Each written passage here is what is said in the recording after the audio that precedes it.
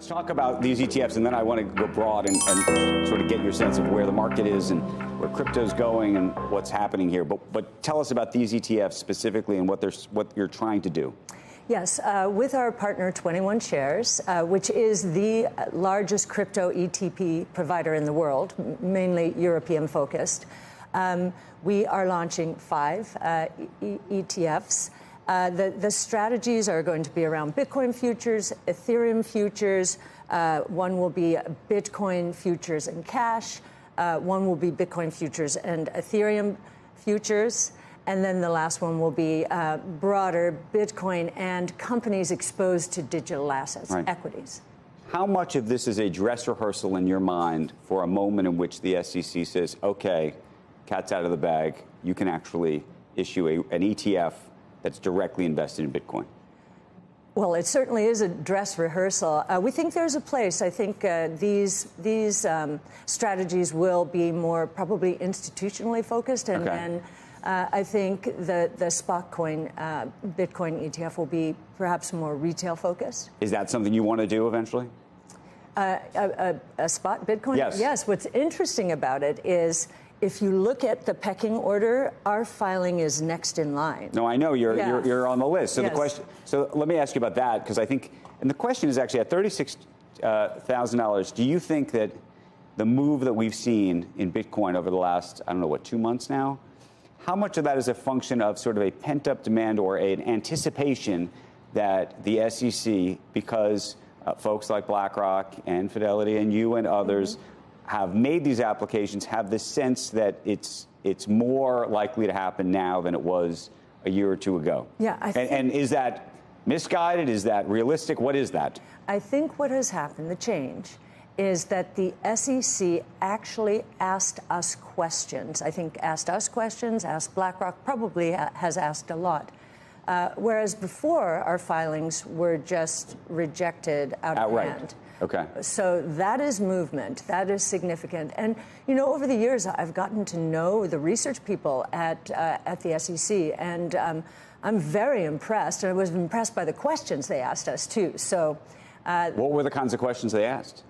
A lot of them were very technical. They're all about protecting the consumer. And, you know, of course, the showstopper, at least from Gary Gensler's point of view, is he thinks Bitcoin can be manipulated. And, you know, this is a decentralized, transparent network. You can follow all the activity online. It's highly unlikely. Well, it had to be that because he understands, Kathy. He's got enough. Not many people do. A lot of people don't have enough knowledge about how it works to make an informed decision about Bitcoin. He taught at MIT so he understands that it's not a Ponzi scheme or a Beanie Baby. Right. So there has to be something else. Well, I don't know what it is. I have wondered. There's speculation that he's interested in the Treasury Secretary position at some point. What does the Treasury Secretary do? Protecting fiat for the government? I mean, very focused on. I don't know.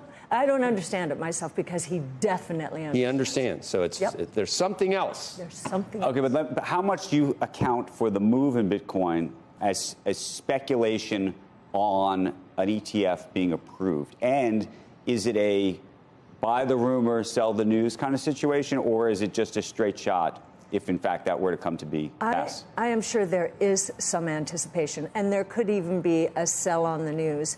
But the fundamentals, we put out a Bitcoin monthly piece every month, and you can see the health of the network using our on-chain metrics. The health of the network is almost as good as it gets, and it seems like this is a bull market. Sure, we'll have puts and takes. Nothing goes straight up. But I think this flight to quality, Larry Fink used that expression. We call it flight to safety. You look at what happened during the regional bank crisis. Bitcoin went from 19,000 to nearly 30,000 as the KRE, the regional bank stock index, was imploding.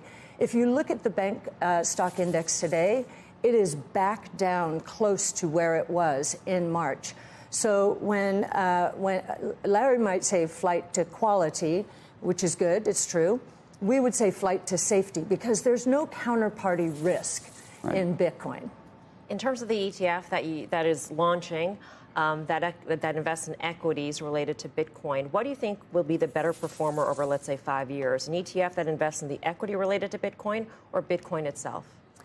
We believe Bitcoin will be the better performer longer term. But this is a diversified exposure through equities. There are companies, we're trying to find the company that is going to produce the digital wallet.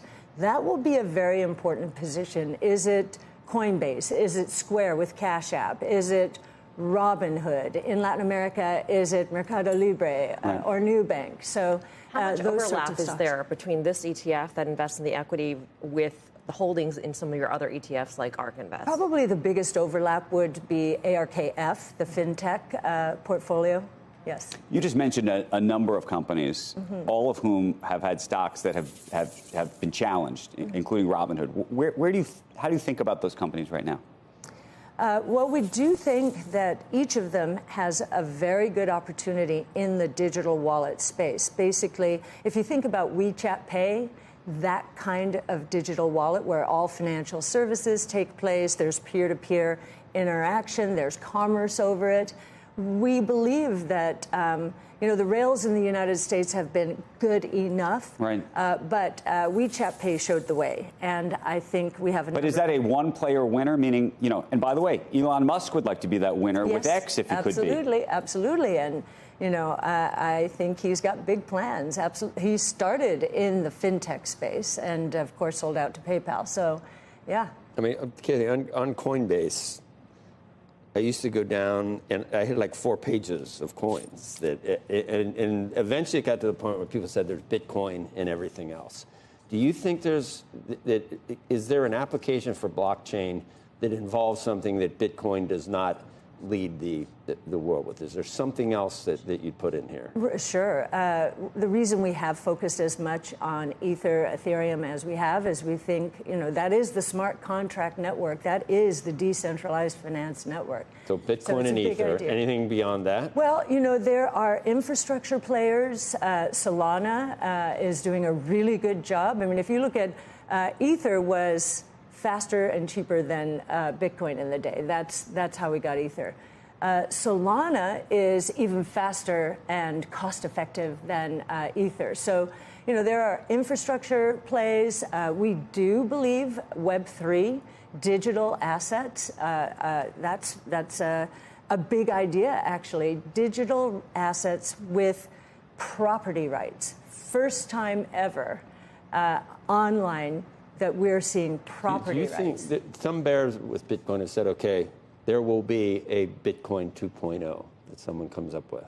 I don't know whether there's something more perfect. There were so many. Is there anything more perfect? Can there be something more perfect than Bitcoin? I think most people understand that Bitcoin is the money revolution. This is the first global. A lot of people don't understand that because they haven't read anything about it. Right, private, so no government oversight, digital, very important, rules-based monetary system in history. And Art Laffer, my professor, mentor, and friend, when we did our first paper on and took our first position in Bitcoin in 2015.